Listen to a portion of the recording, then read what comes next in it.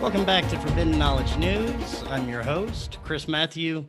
Tonight, my guest is Barry Littleton. Before I bring him on, I have to thank Curiosity Stream. They are the award-winning destination for documentary series and features covering every topic from space exploration to adventure. Satisfy your thirst for knowledge anytime and anywhere with Curiosity Stream. Their subscriptions start at only $2.99 a month. So just click the link in the description to sign up today. Also, please subscribe to Forbidden Knowledge News on lbry.com. It's our official backup channel, and you can always find us on all popular podcast platforms. It is another great way to help support the show. And finally, thank you to everyone that has made donations. You guys are awesome. It's because of you that we can keep doing this, bringing these amazing guests. Unfortunately, we did have a situation with our primary podcast provider that they have unfortunately blocked our monetization for some reason. We're still trying to figure out what's going on there. But unfortunately, it was one of our main sources of income. Hopefully, it was just a mistake they can easily fix. But if anyone would like to help out and make donations, those links are in the description as well. Again, thank you to everyone who's watching. It's because of you that we're able to do this. Tonight, I want to welcome back to the show Barry Littleton. He began having paranormal experiences at a very young age, including encounters with extraterrestrial beings. These encounters led him to a lifetime of research and exploration into both the metaphysical and paranormal fields. He has an education majoring in psychology, sociology, and ethnic studies. For the last 22 years, he has worked with at-risk youth and juvenile offenders through utilizing the cognitive behavioral approach. Barry, welcome back, and how are you doing tonight? I'm doing good. Thank you very much, Chris. I appreciate you having me on. Yeah, thanks so much for joining us. Yeah, I wish we could have gotten the video working, but unfortunately we had some issues going on there, but that's fine. As long as we get to talk to you, that's great. Now, since we last spoke, so much has happened. We got a little echo on your side, Barry. I'm not sure if we can do anything about that, but we've seen a global event, complete with lockdowns, global hysteria. It's been a year of new conspiracies, old conspiracies that have been proven true. Some have been disproven. And of course, we have talk of UFOs and extraterrestrials in the mainstream media and our own government. It's been an interesting year, to say the least, so far. So I'd like to start out with hearing, how has 2020 been in your life so far? As everybody, definitely different. I was actually in Australia until February, early February, and I came back then. And at that time, the whole virus thing was just starting to be announced in Wuhan. So I saw some slight differences happening, but it had not hit yet as it was going to change our lives. I mean, the amount of businesses that are being lost is a shame, and just our whole way of life has completely been modified for a very long time, it appears. So for me, I've just been kind of trying to stay abreast of that and stay healthy and kind of trying to help with whatever it is that's happening consciously on this planet right now, because I think this is also bringing about a conscious shift for a lot of people.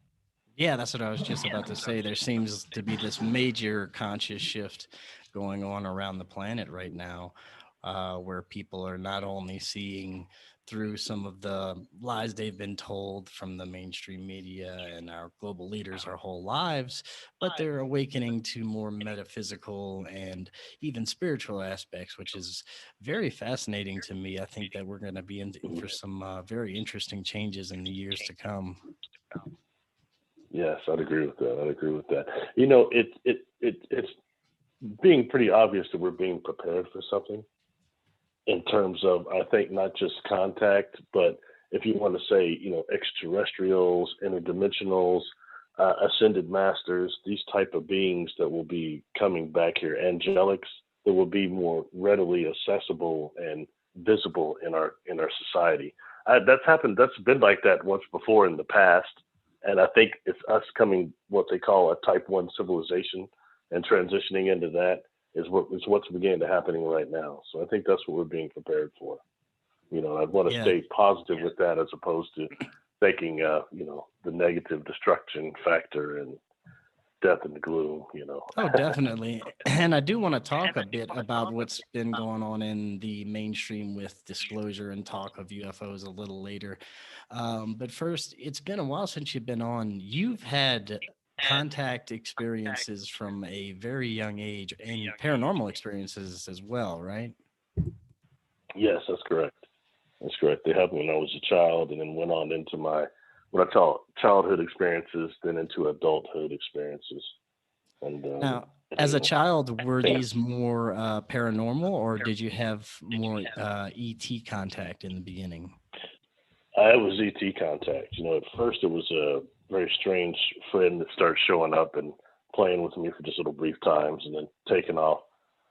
Then later on, I saw this individual on one of these craft because I would wake up on craft several times. That happened, or wake up in what appeared to be like a room with some things on a table, and you're supposed to do things that were telekinetic with your mind with the stuff on this table. And that was like, and I kind of called that a school. It seemed like that, but it wasn't the same school I went to during the day. And I've heard other people call that the mystery school since then. So little things like that happened to me when I was a child. But as getting older, like in about the sixth grade, I had something happen with what I call a acid rain experience.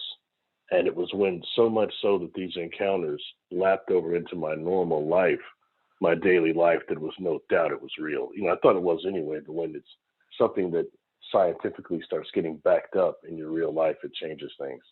When you say acid rain experiences, what do you mean by that? I had woke up one night and I'm on board this craft, and there is a screen, like a screen in this room, and over this room, I can in the screen I can see these UFOs. And it looks like we're hovering over this like a snowy pass, like maybe the Rocky Mountains or something similar to that I had not ever seen before. And these craft out there look like they're sucking up clouds, smog into their underbellies, and they're emitting a type of a light. And there's an individual floating next to this screen, and he's an insectoid. And when I say that, this individual I had met before, but didn't recognize him in the same fashion. So I think it says something of what these beings can do consciously, optically to you through the optical nerves.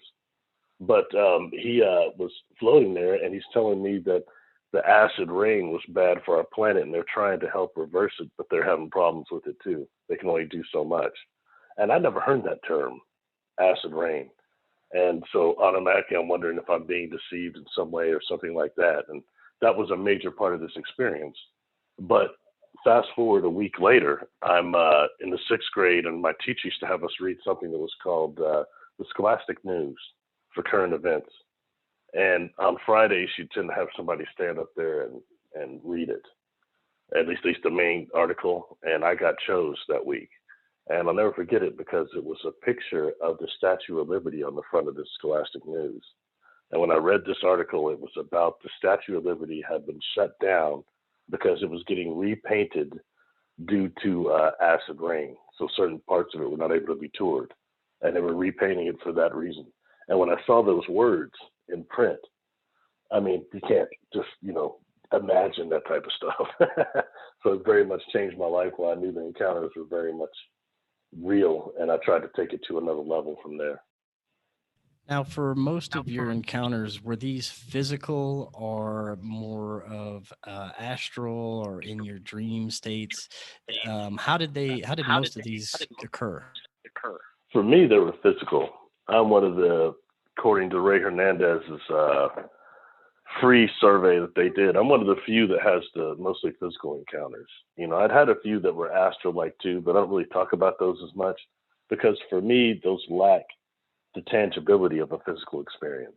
When I'm getting sick because of the environment there, or I'm able to touch things, that's a whole different type of experience.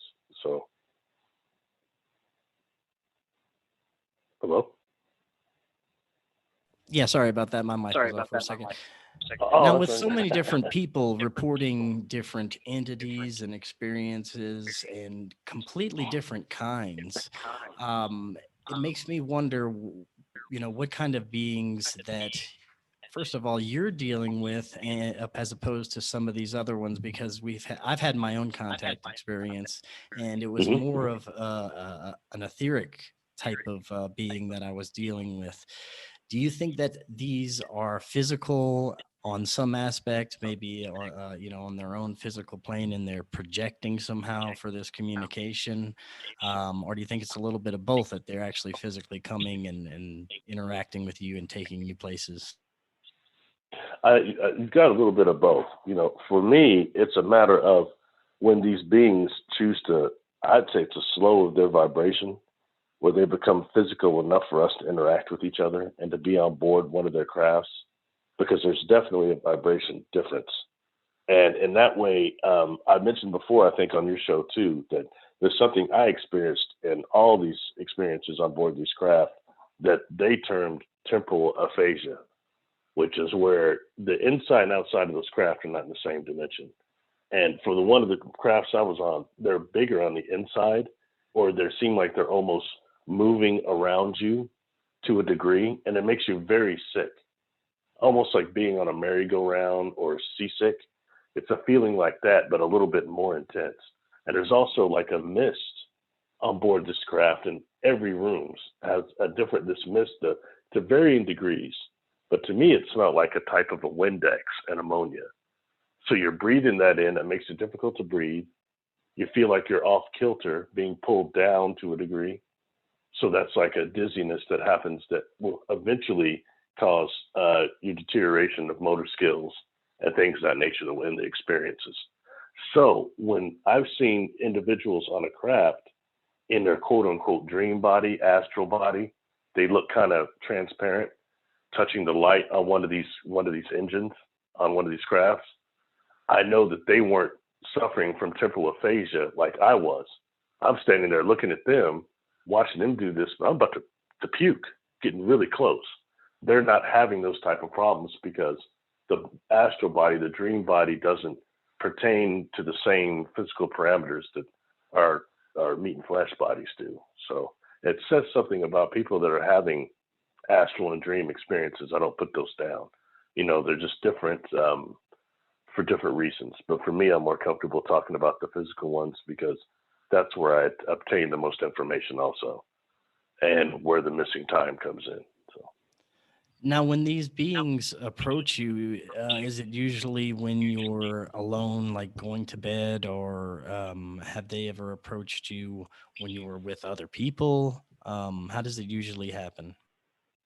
When I was a kid, I would wake up on these craft, and I interacted with one individual that came around that I found out later was connected to this, but he was actually somebody who was just playing with me when I was a kid. He'd only show up sometimes. Now, when I went into adult onset experiences, craft started coming up on me, and 3 of those times I was with somebody else, somebody that I had dated at that time, and they're seeing the craft, then the missing time, but after the missing time, the experience, and you just been experiencing like on a field trip, because the information is there.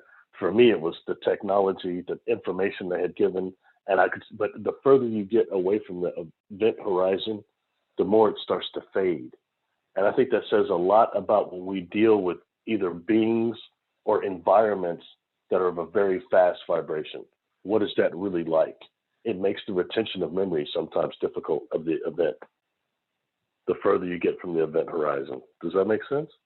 Yes, it does. It does make sense. It's Yeah. very interesting. Yeah. And you had mentioned that on many of these crafts, they have some sort of either organic material, or the walls are made of some sort of it's biological, something that seems to have some sort of living, aspect to it. Is that right? Yes, yes, yes. And they had given me a compound that they used for the craft because I'm very, and the thing is, when you're in there, so much information comes to you, I think, both from the beings themselves, but I will stick with this from the craft itself because it's conscious, it's alive.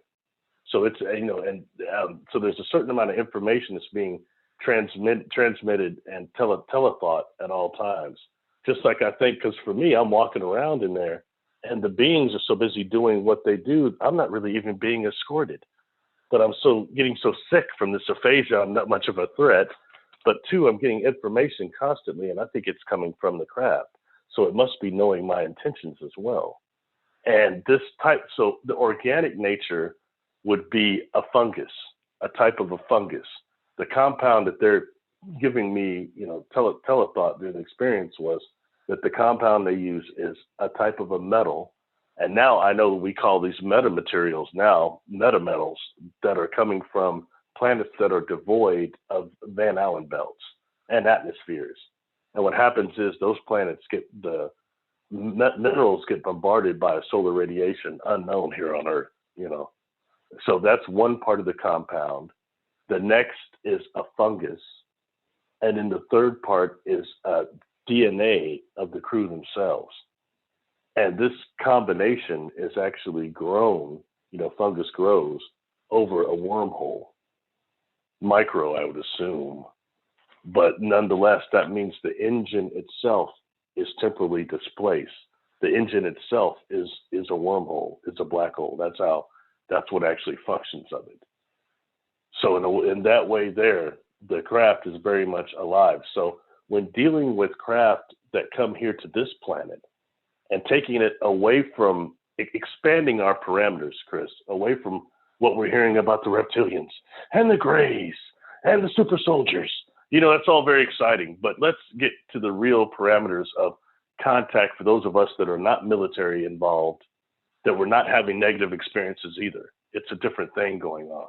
So when thinking about one of these organic craft and how they truly would communicate with this planet, it would be through the tree system.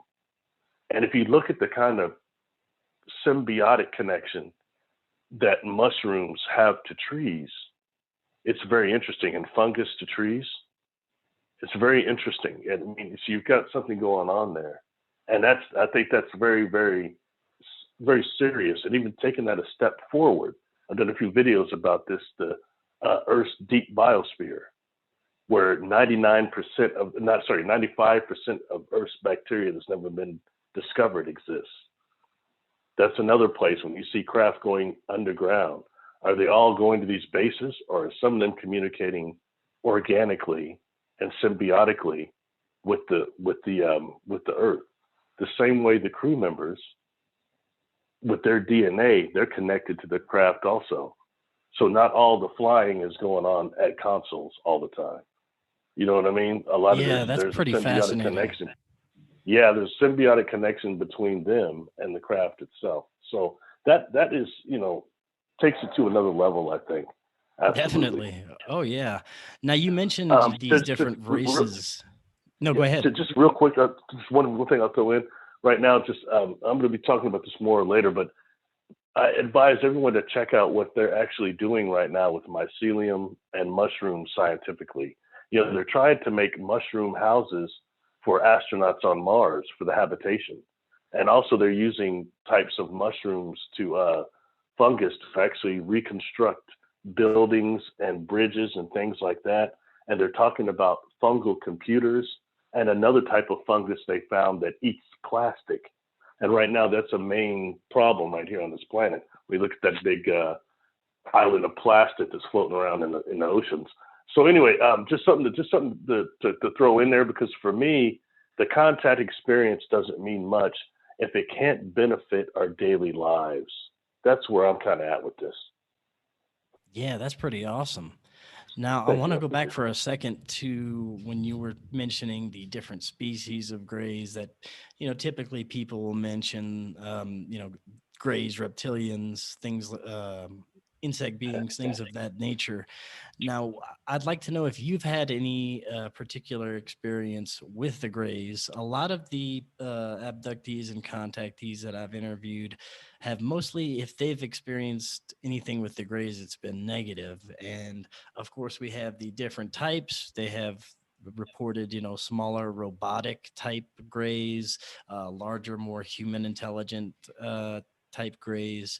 Have you had any experience with any of these grays? And if not, what is the most frequent race that you have contact with?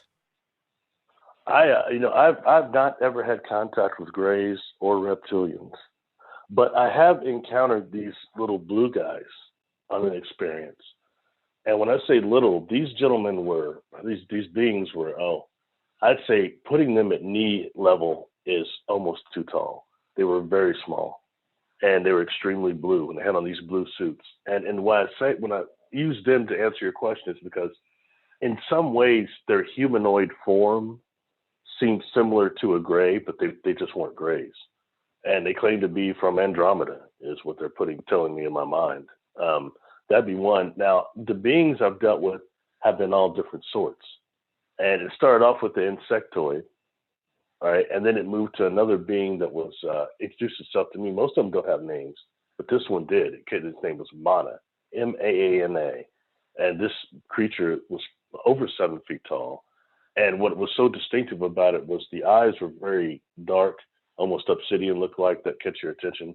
But also it looked like the brain was exposed on the outside, like it has a brain on the outside, hard, almost like the way you would see like an armadillo shell. It's kind of hard in that way, but it looked brain-like it exposed brain. And the only thing on Earth I can tell you that looks similar to me, quite similar, is brain coral in our sea. Brain coral. And later on, that brought me to this information is I wonder why some of these beings would step backwards or step back, and others would come forward. From when I was younger and getting older, and that's one of the beings I saw on several ships, and other species, smaller ones of this being too, just smaller than that one in stature on a craft. So I want to know how come that one doesn't step forward anymore. And I start getting information about the bleaching of coral. And excuse my language, but I didn't know really what the hell that was. I was a little uninformed in that. So I had to start looking this up, and I start finding out the bleaching of the Great Barrier Reef, and then what they're calling supercorals also, that are resistant to this bleaching effect that they're trying to repopulate the reefs with. So, where this is coming from, so it makes me wonder, I was wondering, why would this being Mana, with this head that looks like brain coral, be attached to Earth in the Earth matrix? So when I get in the presence of any of these non-humans, first I ask, where were they from, what they want, and, and the information comes back quick. They start answering you telepathically before you fully formulate the question. Yes, that's exactly the same type of experience that I had. You would ask a question and you'd get the answer before you were finished. Let me ask a question. Now, Chris, how long did you find that disconcerting when it was happening? How long did it kind of trip you out as it was happening? For me, it took me a little while to get used to it. This was through a meditation experience, completely unexpected. And I actually had to ask this being quite a few questions before I felt comfortable speaking with it. I ended up even going back to my old religious dogma and asking if it was evil in the name of Christ. But it was giving me these overwhelming feelings of love and compassion that I've never felt before. So that was an indicator to me that I was speaking with, a very benevolent being. Just these profound feelings that I was receiving from this being. It was amazing. And the contact, the communication was instantaneous, just like you said. See, that's real contact you just described. Thanks for sharing that. That is exactly how it works. Because I'm sorry, when I get in the presence of any of them, I start freaking out, man. And that's what I started asking too, are you demons? Because I could be getting tricked. Hello? Yeah. I was just saying. Yeah, exactly. I'm sorry, I cut out. Yeah. You could be getting tricked, definitely. But at the same time, there's so much of an overwhelming higher vibration of love coming from them that it nullifies some of that. And then I started getting the same answer from all of them. And at first I was somewhat leery of it because I have no religion. And they started saying the Christ consciousness and the Christ energy. And I'm like, oh, nothing. Yes, I was told the same thing. That is crazy. And then before I could start doubting, saying, oh, no, not they try to, brainwash me or something, but they start saying, no, this is not about any one human socioeconomic religion. This is about a frequency, a love frequency of the Creator that you can access. And Well, they that's had alluded very, that there might even be a higher frequency than that. They were alluding to that. They didn't say that, but I was getting that impression from them, and like they're using that. And I've never been hurt. I've never been harmed. I've never had any sexual connotation to any of my experiences, So, but yeah, by I the same find it token, you very feel kind of weird. interesting that you mentioned the Christ consciousness, because that was brought up in my contact confirmation conversation as well. This being said that he was part of a group that spreads Christ consciousness around the galaxy, and Mm-hmm. it's not the type that we think of as the dogma biblical type of fire and brimstone type. That's cool, man. That's cool. I mean, we can't just make this stuff up. You know what I mean? It's really a trip, and thank you for confirming that. Because I mean, every one of these beings I dealt with, there were one of them, these three beings, and this is one. This is one experience that was like they bilocated me. I would tell you it was a physical experience, but I was still present. But then they took me somewhere else. They like bilocated my astral body, my dream body, and these are these three beings that I call throne beings. And when I start asking them where they're from, they gave me a different term. And I'll be honest, since I'm not religious, I had to look it up. They were saying the office of the Christ.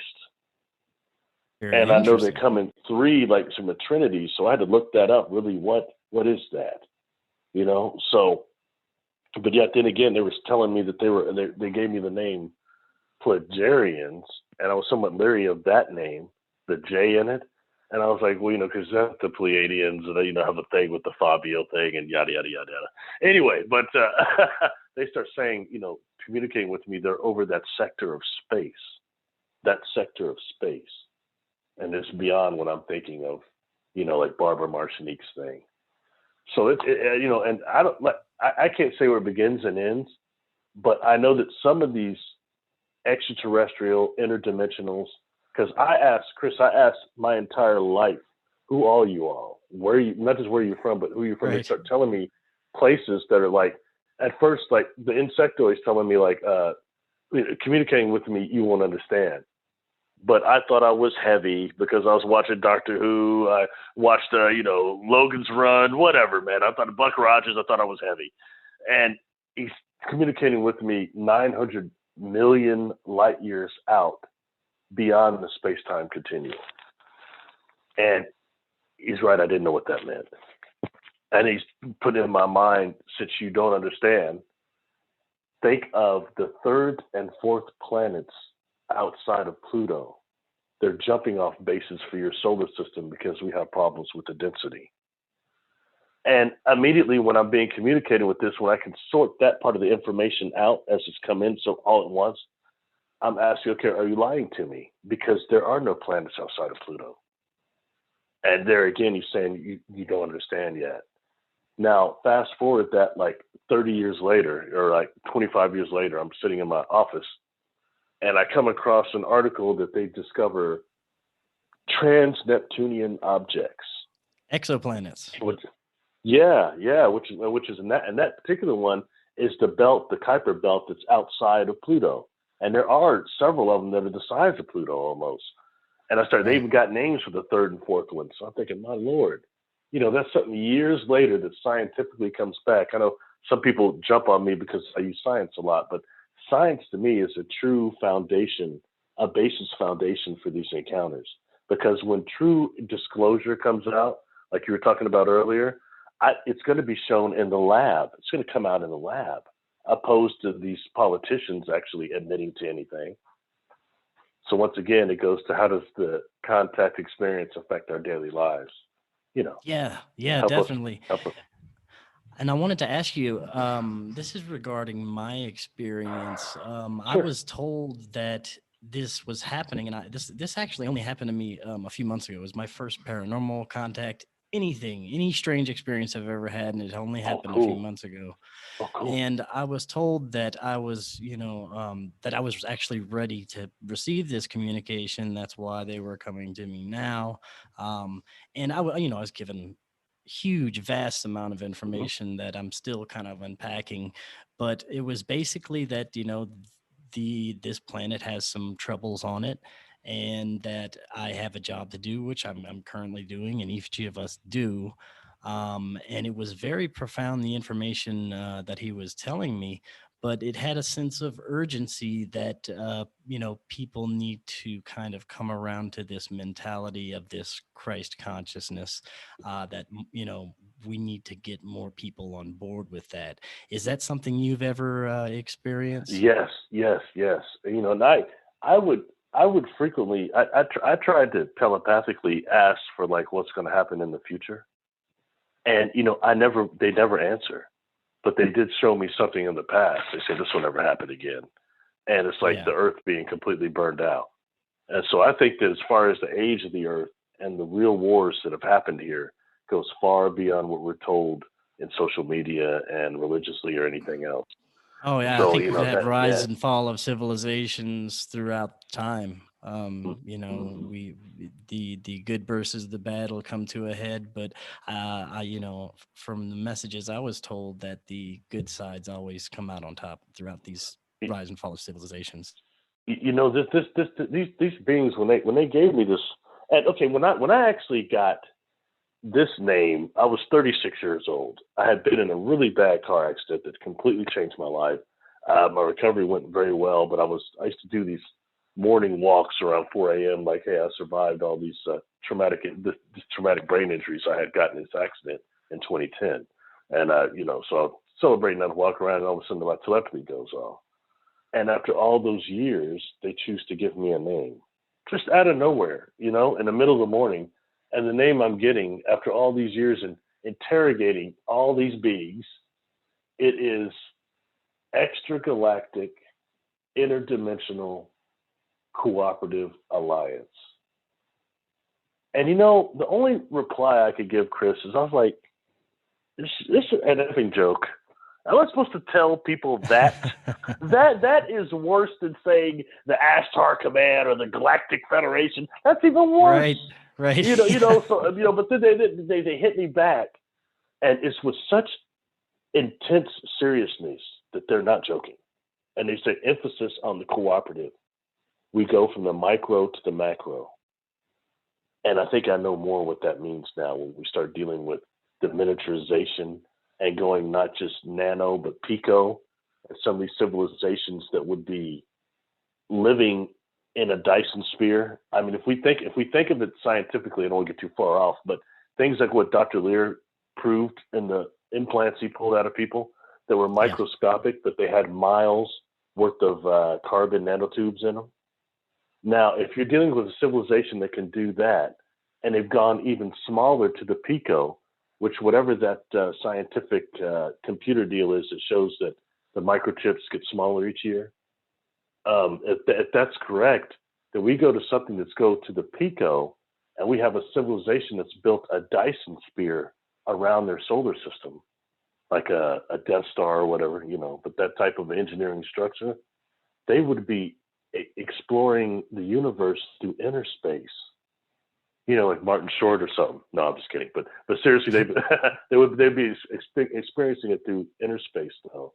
And I think for us, when dealing with the contact phenomenon, that's very serious, and we need to really, kind of think of that. And when someone is having quote unquote an astral experience, that astral body, the dream body, is not conforming to the physical parameters, so their perception could be put into a pin needle, and they could be experiencing one of those worlds, one of those civilizations. It's just food for thought, because I think we're so much more capable perceptually in awareness than what we've been led to believe. And speaking of us being more than we're led to believe, I wonder about the accounts of hybrid programs from abductees where they say that they'll meet like one of their hybrid children on a ship, and they'll see these programmed, genetic programs where sperm and eggs are being taken and manipulated. I'd like to get your thoughts on what's going on with these hybrid programs. Have they always been? Is it just something that they've always done? Because sometimes humanity seems like a big experiment. Sometimes. What are your thoughts on that? You know, although I've not experienced that personally, I've seen something that would be technology and a being that I think was taking care of maybe perhaps hybrids or something, but not sea hybrids. Um, I I would say two things. One is maybe we need to really think about there is a war of timelines going on, and that some of these graves, some of these species that are sexually dealing with abductees and reproduction, is this something to do with the fact in the future something happens to genetics of this planet and certain people can't reproduce anymore? I think that's one thing to look at enduring in this. And so I don't know if it's like a galactic thing as much as it may be something that's going on this planet to keep things going. You know, I since I haven't had that experience, I can't make that determination. But I will say this: there's every indication on this planet that it is a laboratory, and you have these creatures and in that way, scientifically, you have these creatures that would pop up, and then they just disappear. They turn into myth, legend, part of the fossil record. You know, but if you start looking at that, it becomes really something to evaluate. I was reading a book. I just did a video. Sometimes I deal with. I like to read, but there's a book called the Uranta book, and I've got issues. I read that when I was actually a freshman in high school. Somebody laid that on me. It took me about a year to read it. It's pretty thick, but I have problems with the racial thing in it, the ethnic thing, which has been disproved by now, definitely. So I got problems with that. But then I realized also that is written with what they say about melanin dominant people to stop people like me from reading it. So when I put my personal bias aside and really examined the information in there, there's a great deal of it. You know, I was just going over one that was talking about what they call midway creatures. And that was in the Earth's history. And the midway creatures are the permanent citizens of Uranta, quote unquote, Earth. And and then they start talking about how every 10th planet in this galaxy is an experimental planet in which all these different genetic things are introduced and experimented with, and how quote unquote Uranta Earth is one of those planets, and how many celestial civilizations come here and do experimentation. And I think we see a lot of evidence of that right now. You know, and as far as the hybrid project, would it be anything different? Any different than some type of a terraforming, some type of way of replacing Homo sapien? Food for thought, you know. Definitely. And I want to ask you a little bit more on the metaphysical side about your thoughts on reincarnation and soul contracts. I've interviewed plenty of people who have had near death experiences, and they're either meeting with these etheric beings or even extraterrestrials sometimes, or family Mhm. members, and they have this life review. And many have told me that this life review is not a judgment from these beings or God or anything like that. It's just your own, so you can judge yourself, see your own life review, and choose if you want to go back again. What are your thoughts on things like this that have been reported? Okay, I had spent a lot of time kind of studying about death, the death process, like the the Bardo Thodol, the Tibetan Book of the Dead, and things like that. But then in 2010, I had this accident, and like I said, I took 4 catastrophic traumatic brain injuries, and I died on the way to the hospital. They told me like twice technically I had to be resuscitated, but they during this time, when I remembered who I was and cleared out and recovered, I could still see these angelics in my mind's eye. And to this day, you know, the healing and the fact that I recovered the way I did to the same person that I was before amazes people. Nearly impossible. And I know that these beings had a lot to do with it. And in that way, I would say that I would call them archangels, but there's a term in there. Oh, wow, it actually goes to your book. A term that they call angels, super nanothem. I say these were super nanothem, and they were absolutely regal. And the vibration of them was so high, and the love frequency was so high. I think not just they helped channel the people that were praying for me and the healing energy of the Creator to help me to heal the way I did, But any more Christ consciousness, love frequency than that, Chris, I think would have burned out my chakras. It might cause us to have something like spontaneous combust. I mean, you don't think that love could hurt like that, but we're not producing that level. So I took, after I recovered and everything, thinking about this, poses towards some of the extraterrestrials, quote unquote, interdimensionals I've dealt with that are of the super high vibration loving thing too. And there's a difference though. As much respect as I have for the star beings and everything, they were not at the level of these angelics, and neither were the earth angels and other angelic forms I seem to have interacted with. They weren't like these beings. And these beings were not in humanoid form. They were pure light, like 1,000 strands of light. And they, and I could see it in my mind's eye, even before I remembered who the hell I was when I woke up. It's one of the hardest things to describe, is that profound feeling of love that I felt. It was not like anything I've experienced in my life. Unfortunately, not even with like family members or, ex-girlfriends. I've never felt this type of, it's like what I would call an unearthly type of love is the only thing I could describe it as, Chris, don't you think we must be capable of that and more of that? So we must be really getting sorted out here. I mean, don't you think? I would definitely we must be capable of it, or they wouldn't share it with us.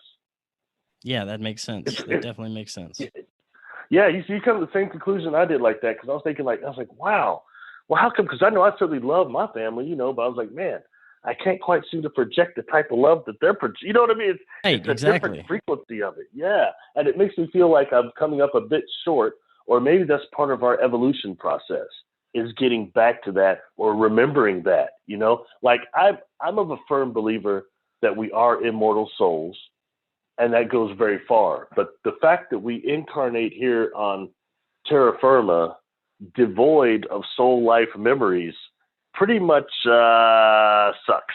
Just pretty much sucks. And the fact that, it's like, okay, we're seniors in high school, but we can't remember kindergarten to 11th grade. What kind of crap is that?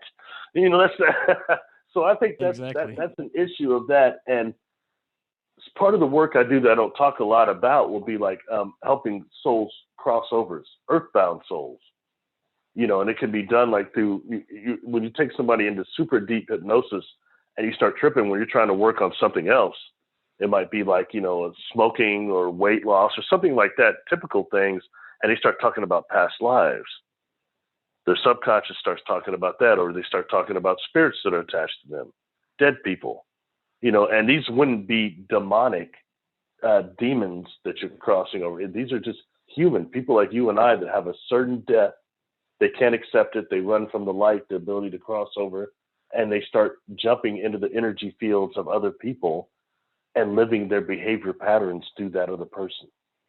It's very common, to a point that it really kind of trips me out. So there's different levels. I hear so much talk right now about, the reptilians, the archons. Hey, I'm not taking away from that at all right?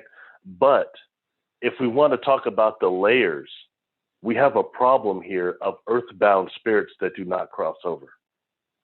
That, and I'll tell you, the population of them is almost as numerous as the living here. That's amazing. Because I was talking to Preston Dennett about that. He says he does the same thing with astral travel during his, when he's astral traveling at night, during nighttime, or whenever he's practicing this, that he can actually rescue these trapped souls, which I find fascinating, and kind of send them off onto their next destination. That is my favorite UFO researcher, Chris. He wrote his book, UFO Healings, in 1996, changed my life, because I could not find out. I was very distressed. The fact I had positive contact, but I couldn't find anything in the media that was, not just because I did not, outside of Bernie Hill, that I didn't see anybody that looked like me physically. That's distressing.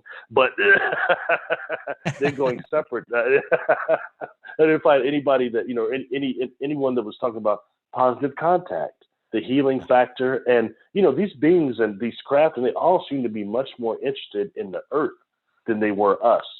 When it comes like what they were doing with me, it seemed like they were interested in me remembering who the heck I am. my soul life memories, which I was born with past life memories. And you asked about reincarnation, but they're not completely fluid. They're like fragmented, you know?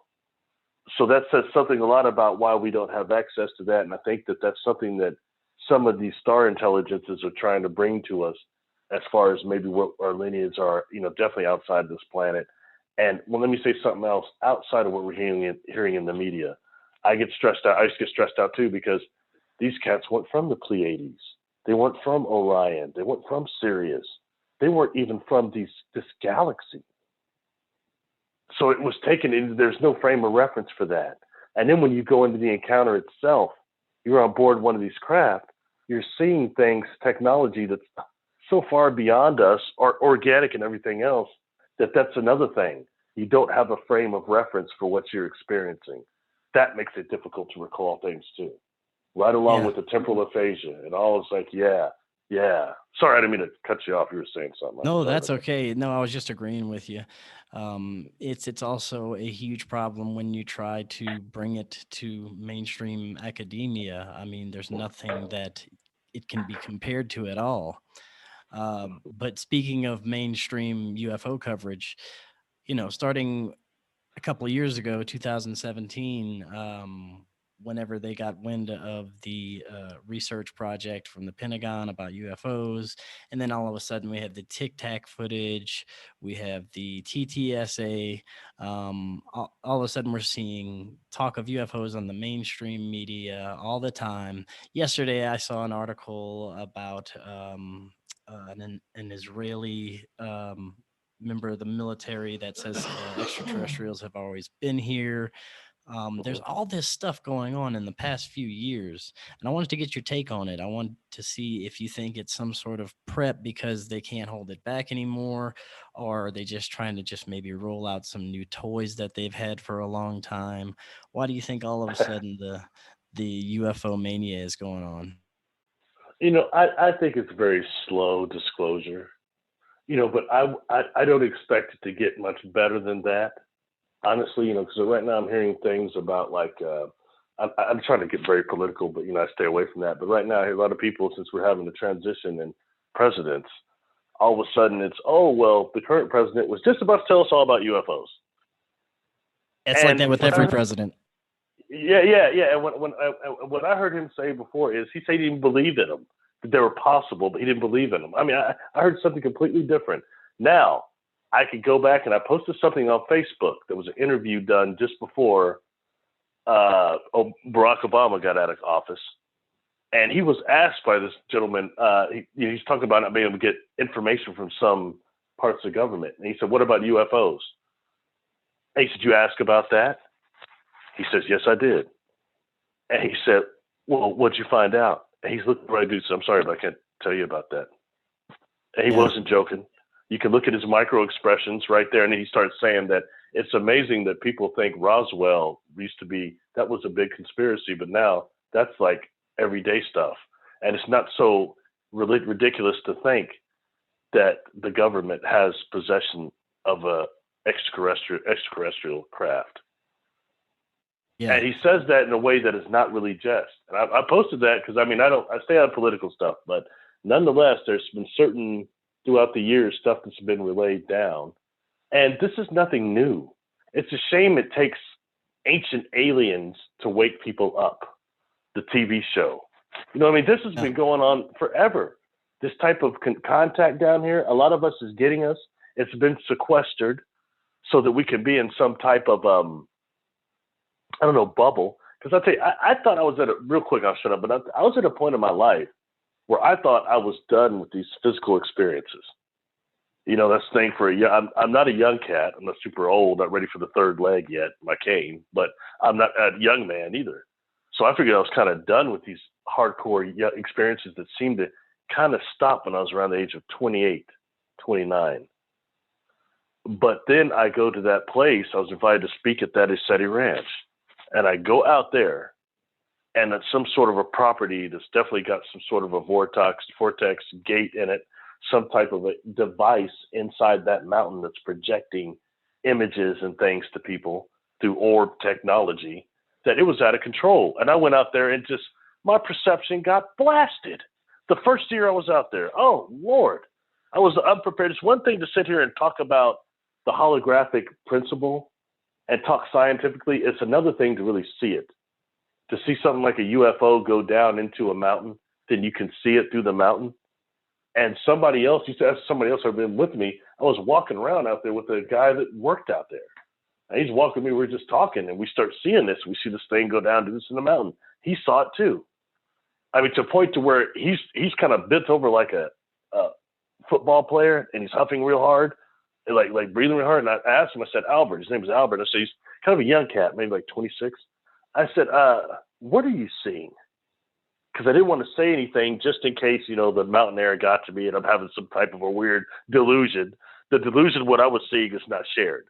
And he's saying, you know, he goes, it's impossible. It's impossible, Barry. It's impossible. I said, never mind that. What are you seeing? He says, I'm seeing that UFO through the mountain. Is this some sort of trick? Some sort of hologram? I could just look. I don't know what the hell it is, man. You know, but we witnessed this together. So it's little things like that that show how really fragile our perception is of what reality is on this planet itself and what's been going on here for a long time. Definitely. You know? Yeah. Sorry, I didn't mean to go so far off board. No, that's perfectly fine. That's right on point. And to close out tonight, I'd like to get your thoughts on where the future of ufology is going. There's a lot of infighting right now amongst people in the UFO field. I think that if we can bring the paranormal fields, the cryptid, the UFO consciousness, spirituality, if we can bring this all together and get these researchers on on board with the same thing, that it's not just your nuts and bolts and it's not just your metaphysical conscious, it's a mix of everything, and there's some stuff in between that we don't understand, like cryptids and things like that. I'd like to get your thoughts on that. If these researchers could come together on this, I think we could have such a greater understanding of what's really going on out there. You know, here's the problem I see, and I'll speak frankly. It's probably going to piss some people off. You've got the ufology community, you've got the New Age community, and they're whether separate or not. You know, what you've got that are attracted to that, you've got those people that are mentally ill, delusional. You've got straight up liars. You've got people seeking fame. And, you know, and the conspiracy theories, they go so wild that honestly, it stops the real scientific community from taking any of it serious. And that's a shame, because my main reason for coming forward was I wanted to talk to the scientific community and help unite it. I've been blessed enough to do that. You know, I've got a couple of scientists that are calling me and talking to me once a week, but it's yet they're not going public about this, and people don't know that they're even dealing with this because it's not mainstream. Because I think of the amount of stigma that you have around the ufology and New Age communities. I'm not meaning to discredit everyone that's a part of that, you know, but by any stretch, but it's not inclusive of the scientific community. We've got to bring them in. Barry, I can't hear you. You went dark there for a second. Hello? Hey, yeah, you went dark there for a second. Oh, you were just saying we have to bring the scientific community in. Yeah. In with all this, with the true abductees and contactees, like what you and I have talked about here, this Christ energy thing. You know, I've seen that type of an energy is what they're using to run these craft. We call it orgone energy also, or prana, but they're bringing a type of life energy out of water, and they're using that to use as propulsion. And in some cases, it's also the life energy, the prana of the crew itself, that they're not just crew members, they're also the propulsion. You know what I mean? The navigators. It's not the separate things that we think. So when dealing with that, you know, how are they polarizing this living light, as they were calling it to me quite a bit? You know, it's just things like that. Our science needs to really breach that. And these are the things that will take us into being a type 1 civilization, where we're no longer just on the fossil fuels. We start using the parent star as our main power source. Space is our main power source, you know. Right. Yeah, we're coming up with, I mean, they have so many independent researchers that are coming out with information about these ancient technologies, energy, frequency, vibration technologies that we don't understand, that could change our world so greatly if we Hmm. just if we had these technologies again. We're making some great discoveries when it comes to these independent researchers. Do you think there'll come a day in our lifetime where we can see some of these great technologies, these vibrational frequency technologies, consciousness technologies, possibly come into our own lives? Yes, something like, for example, this is a little different than that, but I was mentioning the amorphous glass, the transparent glass that they have now. People talk about Roswell all the time and what the Roswell debris was supposed to be like. Well, you've got this amorphous metal that shows it's back engineered right there. That's something, but yet I don't hear the ufology community and the New Age community talking about this metal and this scientific discovery. See, they're not paying attention, or the fact that we've got the mushrooms that are being used for things that, like, to the plastic what I was talking about. That's not making mainstream, or the fact that when we talk about fungus, I'll end with this, that there's fungus that was growing on the wall of Chernobyl and Fukushima. That's called radiotropic fungus. And it's been suggested to me by some scientists I talked to, several. They said they thought that maybe that was possibly from an extraterrestrial civilization sent here to help us cope with radiation cleanup. And that would be from one of those civilizations that might be on the nano scale or the pico scale. Just food for thought. Not saying it's right, Yeah. but the scientists are talking about it behind the closed doors. I think it's interesting. It is. Yeah, we live in very fascinating times. I think we're going to see some very interesting things come out in the near future. And Barry, I want to thank you so much for coming on again. That was great information. And of course, we'd love to hear from you again in the future. Well, thank you for having me on, Chris. And I really appreciate all the work you're doing in this field and trying to bring enlightenment. So thank you very much. Yes, thank you again. Let's talk to you again in the future. Till next time, everyone else, you have an excellent evening.